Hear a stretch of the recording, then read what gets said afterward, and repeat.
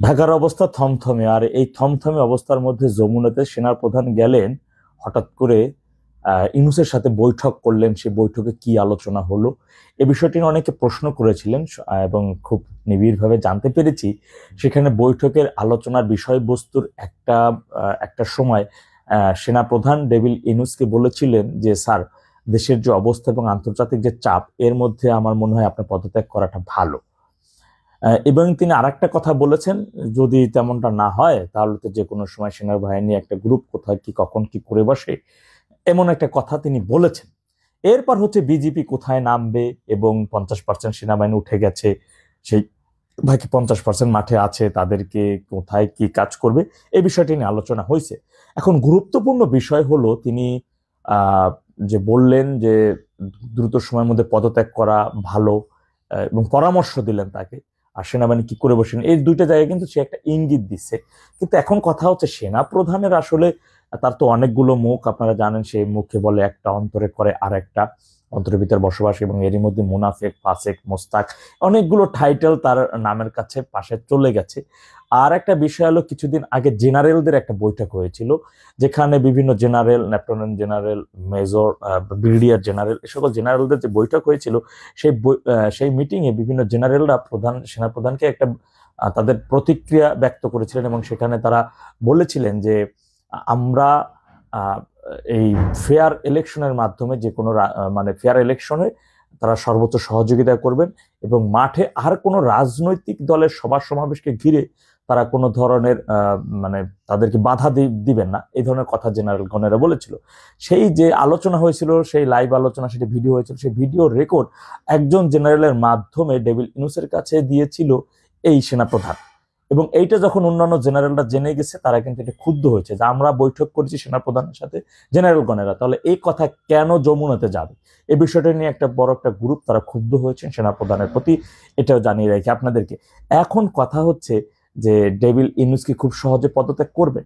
না, দেখুন, আমার অ্যানালাইসিস যেটা বলে যে ইতিপূর্বে তিনি যা কিছু করেছেন, সেই ক্ষেত্রে যে তিনি সহজে পদত্যাগ করা ব্যক্তি নন, এটি যদি আপনারা একটু তার অতীত ঘাটিয়ে দেখেন, যে গ্রামীণ ব্যাংকের পরিচালনা পর্ষদের একটা চেয়ারে তিনি ছিলেন, সেখানে কিন্তু জানেন যে যে বয়স থাকা অবধি পর্যন্ত গ্রামীণ ব্যাংকের পরিচালনা পর্ষদ থাকতে হবে 65 বছর, সেখানে তার 72 বছর হয়ে গেছিল, তারপরে তিনি কিন্তু সেই চেয়ার ছাড়তে রাজি হননি। পরবর্তীতে মামলা মকদ্দমার মাধ্যমে তাকে সেই চেয়ার ছাড়তে বাধ্য করা হয়েছিল, এবং তার জন্য কিন্তু আদালতের সর্বোচ্চ আদালতে মানে হাইকোর্ট পর্যন্ত গিয়েছিল, এবং তিনি সেখানে লড়াইও করেছিলেন।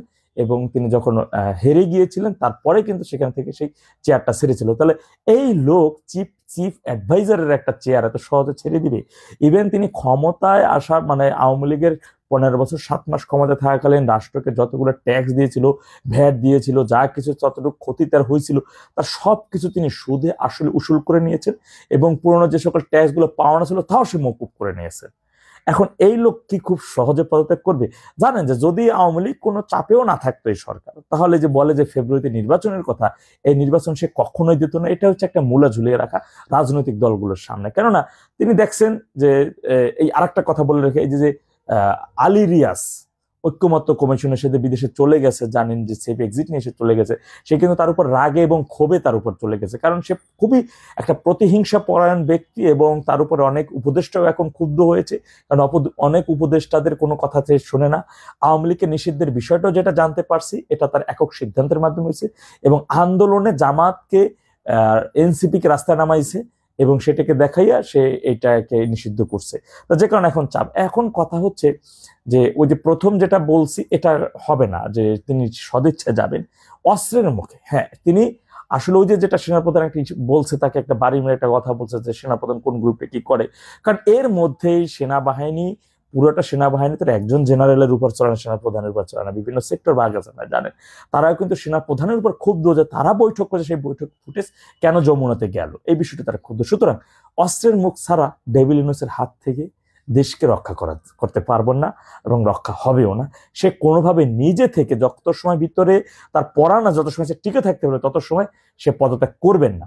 অস্ত্রের মুখে ছাড়া তাকে কোনোভাবে চেয়ার থেকে নামানো সম্ভব হবে না, কারণ যেটা সাধারণত একটা ব্যাংকের, একটা বেসরকারি একটা ব্যাংকের পরিচালনা পর্ষদের চেয়ার থেকে আপনাকে হাই করে যাওয়া লাগছে, সেখানে চিফ অ্যাডভাইজার এত একটা লোভনীয় একটা লাভজনক চেয়ার ছাইড়ে দেবে, এই ধরনের লোক ইনুস না। ইনুস অত্যন্ত একজন হিংস্র প্রকৃতির মানুষ এবং খুব নোংরা চিপ মাইন্ডের একজন ব্যক্তি সে। তাকে এখান থেকে সরাতে হলে আপনাকে অবশ্যই ওই যে লাস্টে যেটা বলেছি অস্ত্রের মুখে, সেটা ছাড়া কোনো বিকল্প নাই।